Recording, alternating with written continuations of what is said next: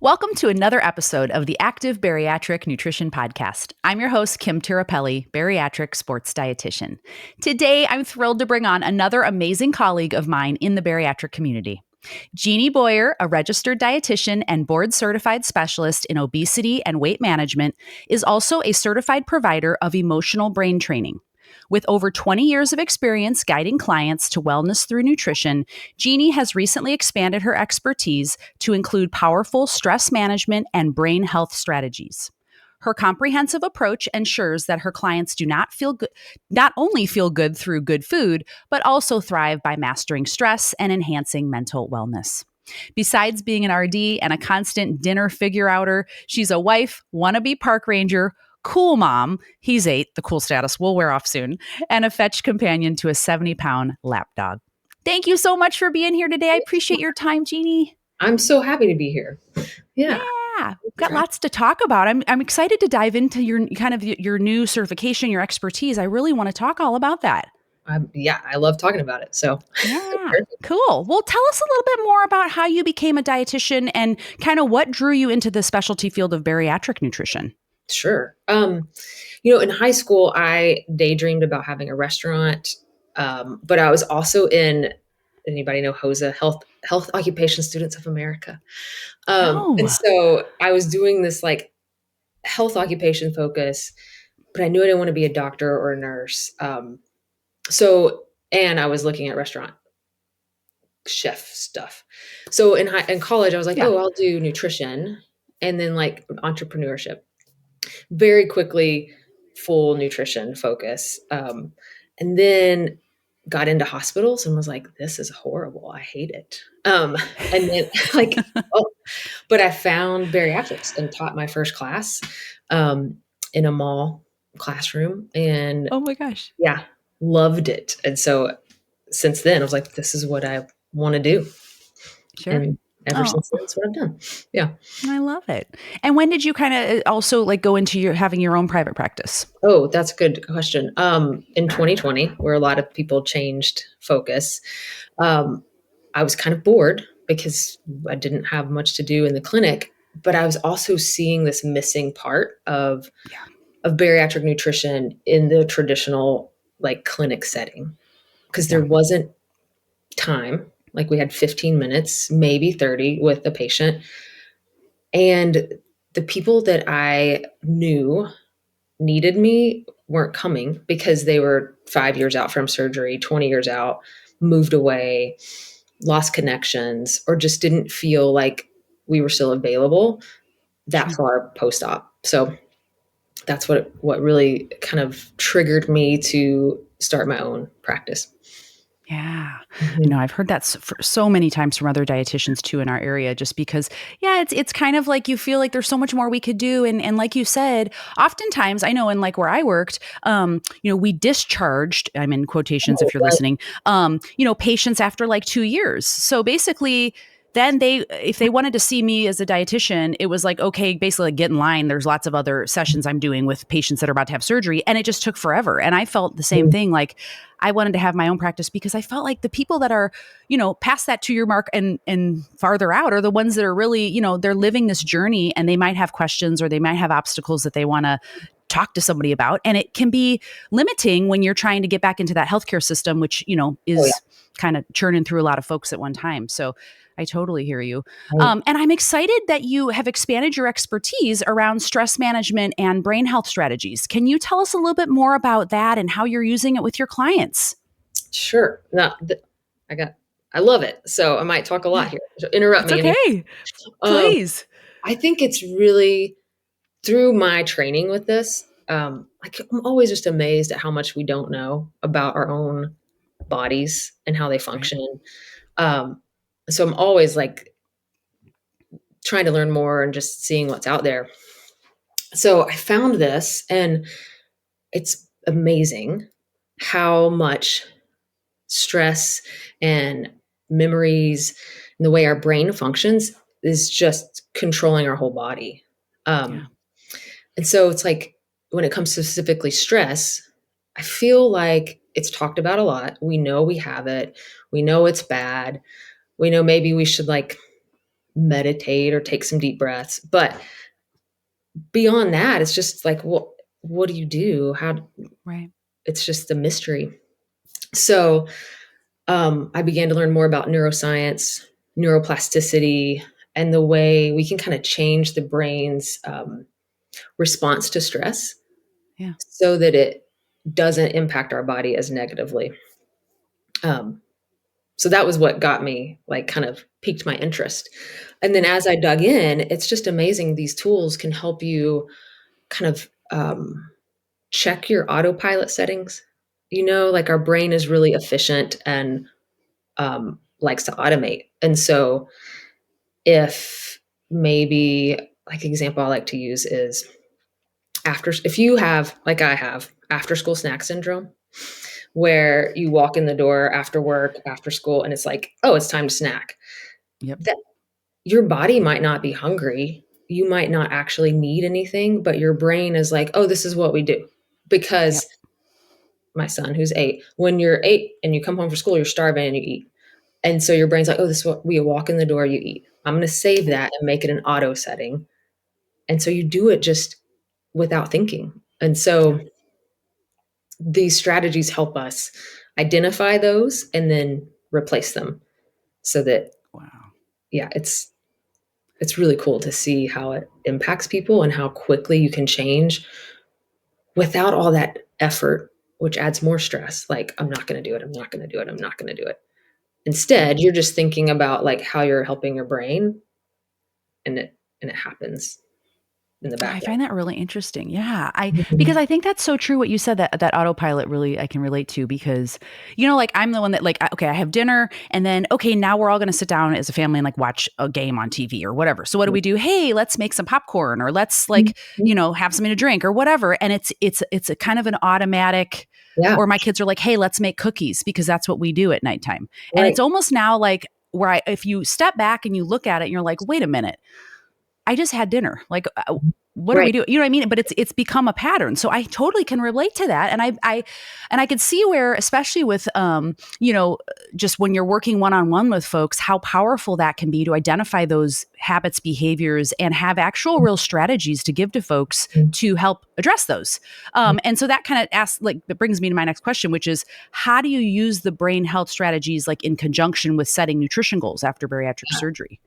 Well, the reason I'm excited to use it, or have been using it with my clients, is I think, as we talked about at the beginning, with that, after 2 years, after 5 years, that's Yeah. also the time when these old habits come back in, or weight regain might start, and patients feel awful.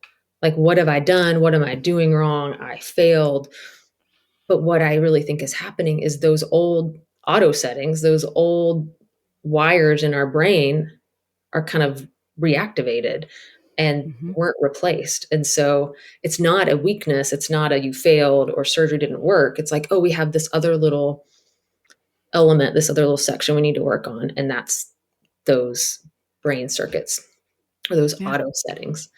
So a lot of times with clients, as we're talking about nutrition change, diet plans, all of that, I'm also kind of asking them to assess their stress day to day, moment to moment, because that's going to affect our choices and our behaviors.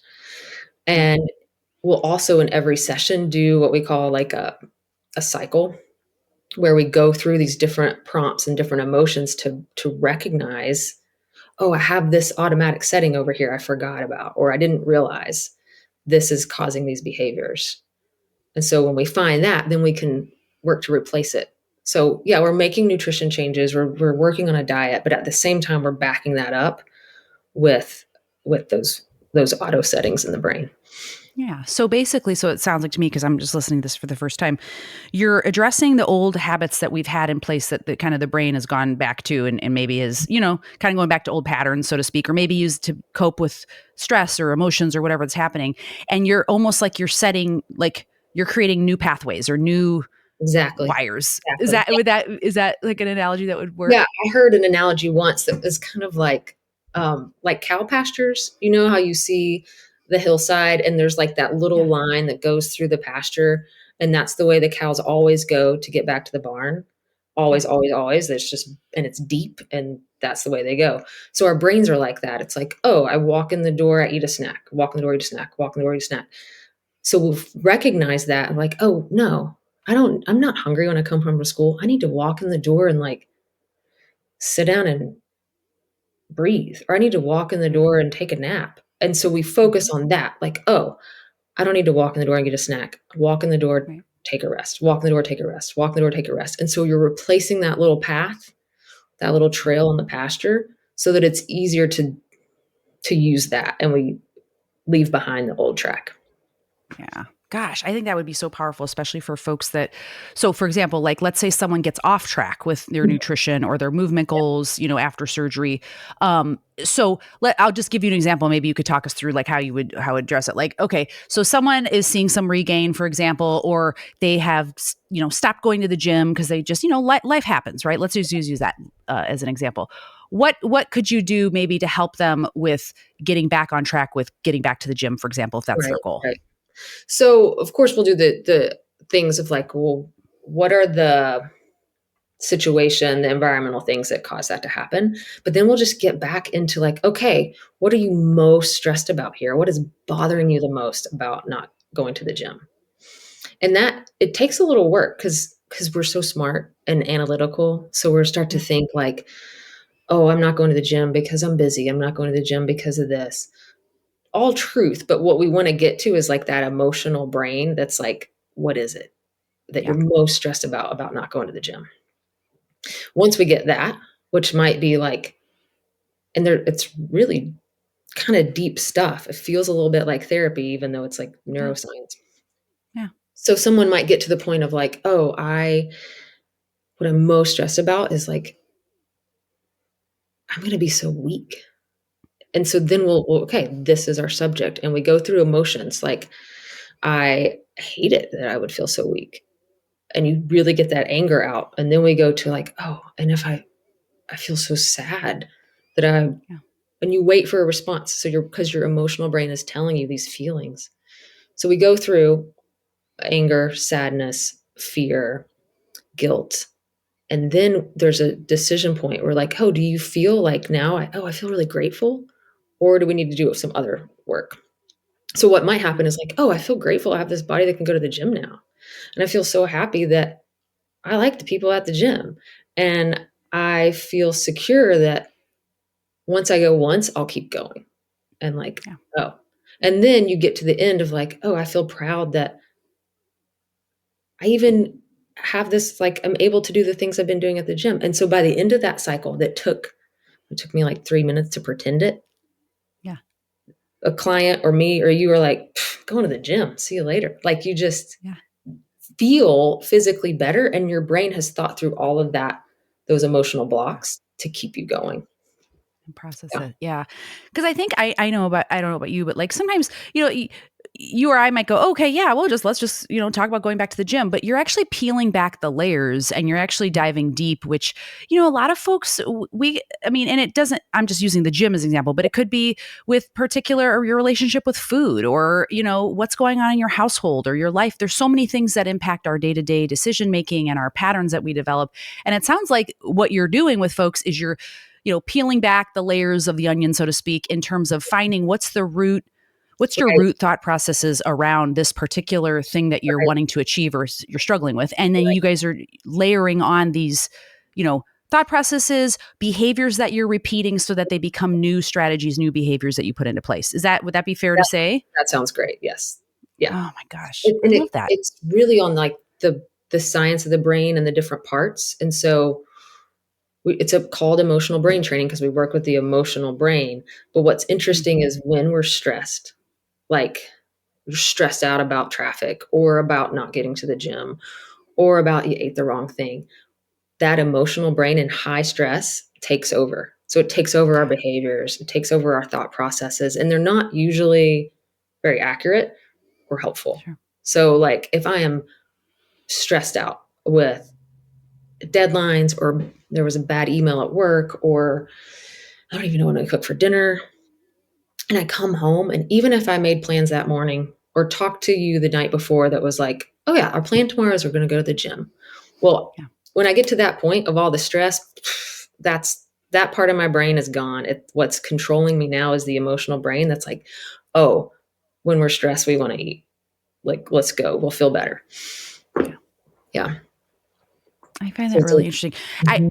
Well, it sounds like it's just such another layer of guidance and support that you can give to someone as you're helping them with the nutrition strategies that we're going to talk about to be putting into place to be Mhm. successful on this journey. But this part is really key too. And I know we've talked about this. I've talked about this with other guests like that have said I put in a lot of time and work with therapy, with social workers, with mental health providers, like whomever. And this type of training and this type of work is so helpful in starting. I mean, when you have this surgery, a lot of folks are like, man, I feel like I had like a new lease on life. And with these types of skills, it sounds like they're really kind of resetting, and restarting, so to speak. Yeah, it's a good way. I think another reason I just fell in love with it is it took off, and I'd say bariatric wise or just people wise, it takes off that pressure, which is more stress of Yeah. why do I do this and what's wrong with Right. me and why did I gain my weight back or why can't I Right. just lift more or why can't I get to the gym? Because it's Right. not a weakness, it's not a No. failure. It's like, oh no, you just have this setting in your brain that's making it hard and we can change it. Yeah. Yeah. Yeah. Oh, love that. So let's talk a little bit too about, so when you are working with someone, what are some of the most common questions that you receive from your clients in regards to like nutrition? Like what are some of the things that you see that you are working on with folks, and maybe give a couple strategies that have you've found helpful for folks? Uh, I think a lot of the questions I get are about, and this is either like one-on-one work or over Instagram, is like the shoulds or the is Yeah. this okay? Like should I be eating more protein? Should I be eating more vegetables? Is it okay if I have rice? Like a lot of those. Yeah. Um, and I'm sure you've heard this before, but I love that saying, like, don't should on yourself. Um, so it's like, okay, well, should you or should you not? Depends on, do you want to, or it, is it enjoyable to eat? Does it keep you satisfied? Do you want it? Yeah.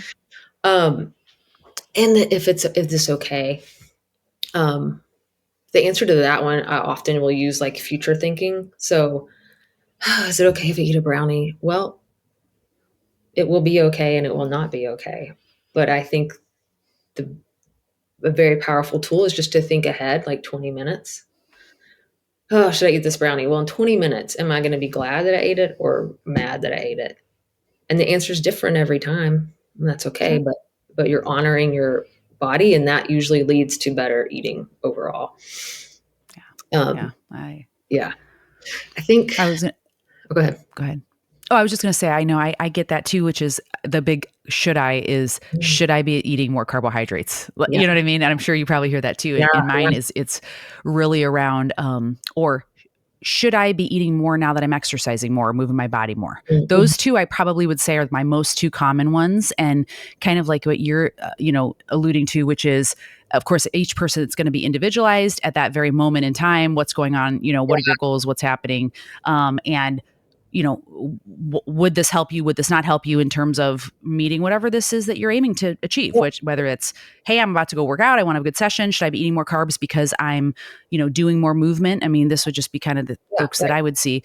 Yeah, I totally agree. Now, when you're working with someone in that kind of a situation, do you kind of go back to those brain strategies and kind of think through, where Yeah. this is coming from, that kind of thing?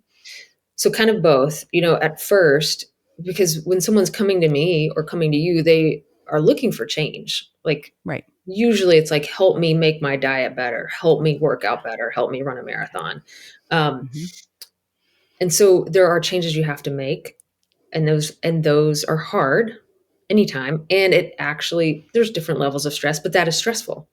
And so to make sure that those changes are most successful, as we're making change, we also just kind of try to lower the stress. And that might be the stress of going to the grocery store or meal planning or traffic. And so you can use the same methods that we use for the deeper work to just dissipate that stress. So if it's like, oh, I'm going to be late to pick up my kids. Like, I hate it that I'm going to be late. I feel so sad that they might think I'm late. I feel afraid that I'm going to be stuck in more traffic. I feel guilty that I didn't leave earlier. Like, well, but I feel grateful for my kids, and I feel happy that we have good plans this afternoon, and I feel secure that tomorrow I won't be late.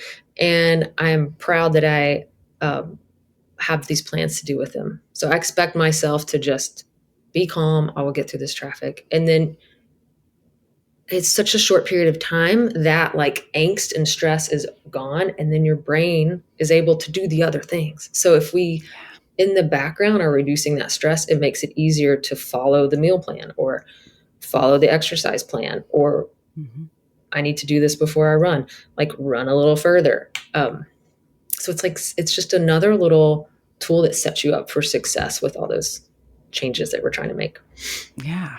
I was just going to say, it's such a, it's just a little like shift in your thinking. Like, you know what I mean? In terms of, like you were saying, you feel this way, you're stressed, I'm rushed, I'm going to be late, whatever. But then you get into more like some positive thoughts too, which is like, I'm glad I have somewhere, my kid's at a great place right now where I can get to go pick them up. And I'm happy that I'm, you know, healthy and, you know, whatever, have a good car. I can even go and drive, pick up my kid. Right. I mean, so it's that little brain shift of like gratitude and, you know, I don't know, positivity. I don't know how you would word it, but it's a little more than just positive thinking, because you also get to get out the bad. Like you have to go through those negative emotions to get up to the positive. So you do the, like, I hate this traffic. I hate it.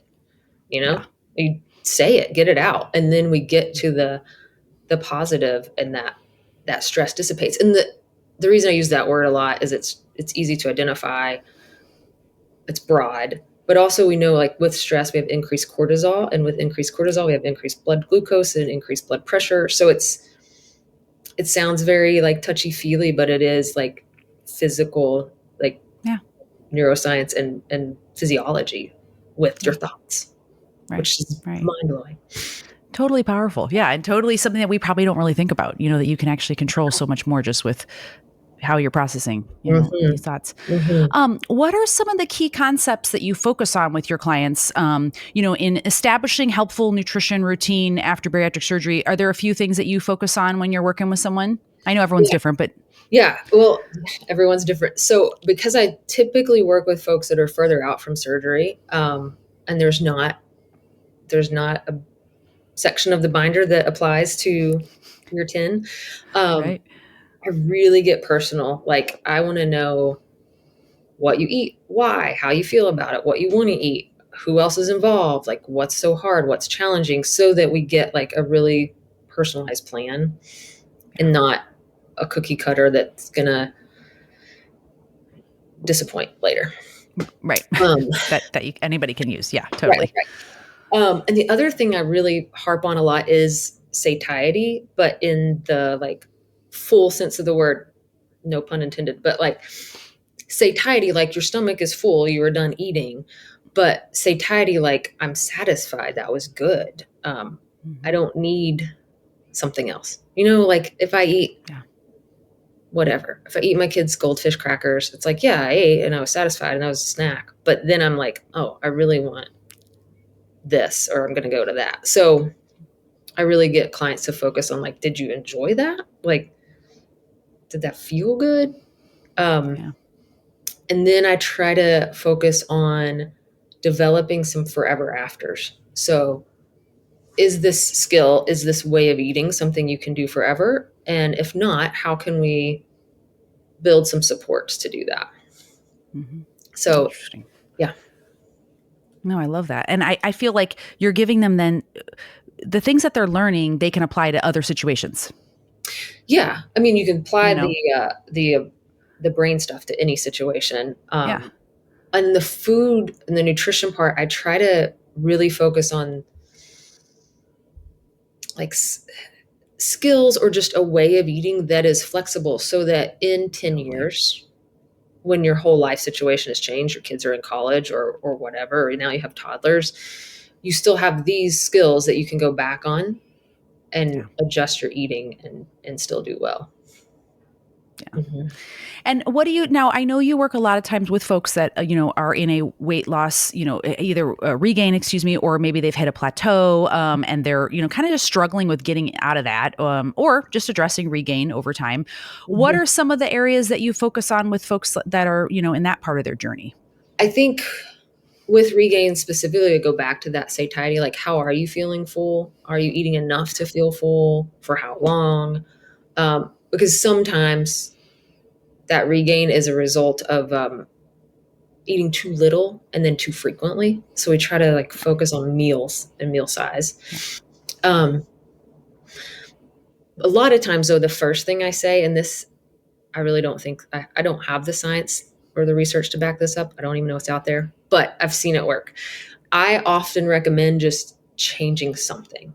Like if breakfast is always yogurt and lunch is always salad with chicken and dinner is always meat and vegetable, let's just put lunch at breakfast and breakfast at lunch.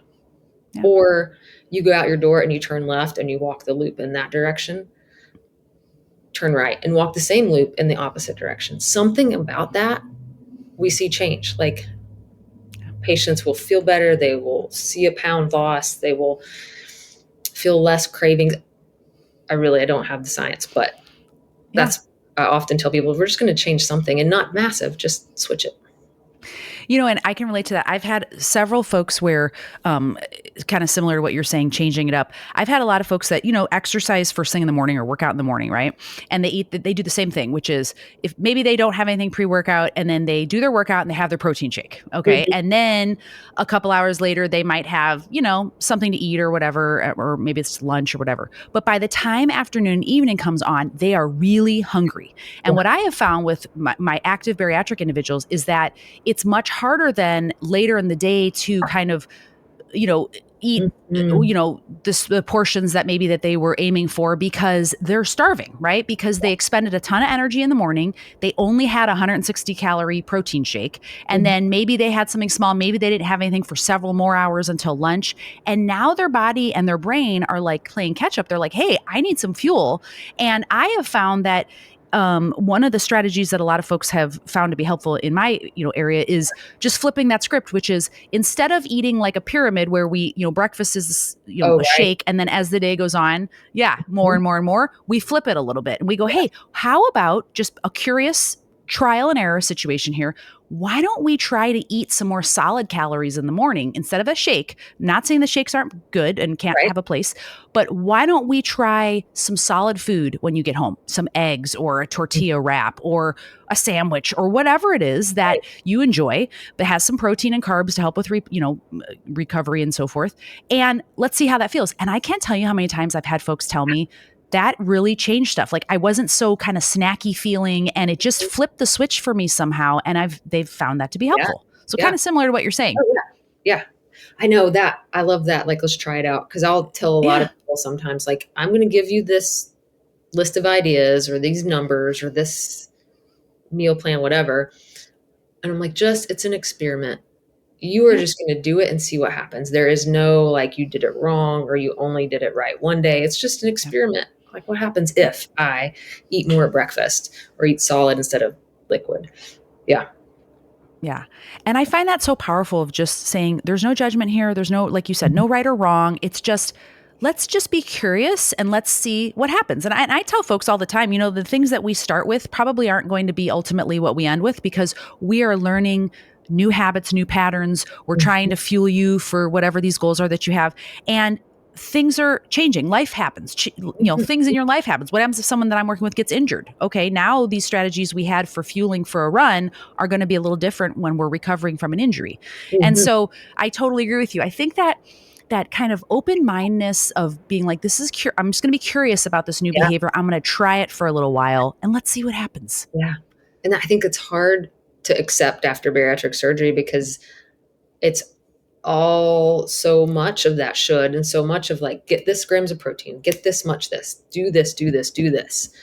Yep. And then all that goes away. And it's a really scary spot to be like, wait, I don't have these strict numbers. What am I supposed to Yes. do? And so it feels Yes. scary to go off that script. Yeah. And, it's funny too. I was going to say similar to kind of you're, utilizing this area, a specific, some strategies, some brain strategies for my area too, with active nutrition, for bariatric individuals, there's not a lot of research on it. And so we've had to really kind of, some anecdotal, like, okay, this is what's worked for some other folks. Let's try to figure this out. But it's so highly individualized. And I feel like folks it can be very stressful when you're trying this new goal and there's no one out, or there's no support that you're getting from your surgical center anymore, or you've lost connection with that center. So you're kind of floating out there on your own and you feel like no one really understands what you're going through. And that can be challenging and stressful, especially for someone that's many, many years post-op. Right. And that makes it that much more difficult. It's kind of like before surgery with the disease of obesity, that is physical stress. And then you're trying to lose that weight, and that is stressful. And stress makes it hard to lose weight. And so it's like this awful cycle. Yeah. Yeah. That you can't get out of. Yeah. Well, is there any last advice that you would give to someone that's listening? Maybe something that someone might try, that they're listening to this today and they're like, gosh, this sounds really interesting, Jeannie. What is one thing maybe I could try to, and I know, again, it's going to be particular to maybe your goals or whatever, but is there any advice you give to someone that's saying, hey, I want to try to implement some of the things Jeannie's saying? So I will first say, like, a year or two ago, if I had heard this, I would have rolled my eyes. So go ahead. But take a minute and connect with yourself as much as possible. Like, I used to hear that, like, oh, connect with your body. And I would have been like, okay, how the hell am I supposed to do that? Right. But I really believe, like, just that moment of like a deep breath. It doesn't even have to be like sit down. You just stop the world for a minute and take a deep breath and just like check in with yourself. Like, oh, how am I feeling right now? Because you might be like, oh, recognize that, oh, I feel exhausted. I need a nap. Or you might be like, I'm actually really hungry, or I've got some great energy. Why don't I go for a walk? But without that check-in, we just do our thing. We just like, okay, next thing, next email, next meeting, next scroll, next, that little moment can really help you make better decisions for yourself and just lower that cortisol too. Oh, I find that really helpful. Thank you for that. And let me ask, where can folks, find you? Where can they follow you? How can they connect with you? Yeah. So it's super easy. It's just my name across the board. So JeannieBoyer.com is my website. You can read blog posts. You can sign up for email, find other podcasts there. Or on Instagram, it's Jeannie Boyer RD. And you can just email me, Jeannie@JeannieBoyer.com. So awesome. Just my name. Awesome. Okay. I will put all of those in the show notes. That way people can just easily click and connect with you and learn more about what you're doing with the bariatric community. And I'm excited because you and I get to present together and you're going to be talking about that. And I'm going to be talking about nutrition for muscle and kind of the different phases that folks go through after bariatric surgery at the upcoming bariatric retreat. So I'm excited to see you in a few weeks. Me too. I was just thinking about that. Yeah. It's going to be awesome. Oh, okay. Well, thank you so much for coming on today. I appreciate you guys have listened to my podcast for a little bit. I've had several registered dietitians on because I think it's important for folks to see that there's lots of health professionals out there that have specific areas of expertise that is going to be maybe helpful for one person and maybe there's another dietitian that would help in a different area. But I just wanted to highlight your expertise today. And I just thank you so much for your time. Oh, thanks for having me. It was a great conversation. Yeah. Awesome. Okay. Well, you guys, please give Jeannie a follow, check her out. And of course, I will post this video up on my YouTube channel, which is the Active Bariatric Nutrition channel. So go give that a like and a follow if you don't mind. And if you wouldn't mind just sharing this episode with someone that you think would find this information helpful, I would so greatly appreciate it because our goal is just to help as many folks as we can on their bariatric journey and just find guidance that's going to be helpful for them. You can also follow me on my social media, which is at Instagram as Active Bariatric, as well as on Facebook and TikTok.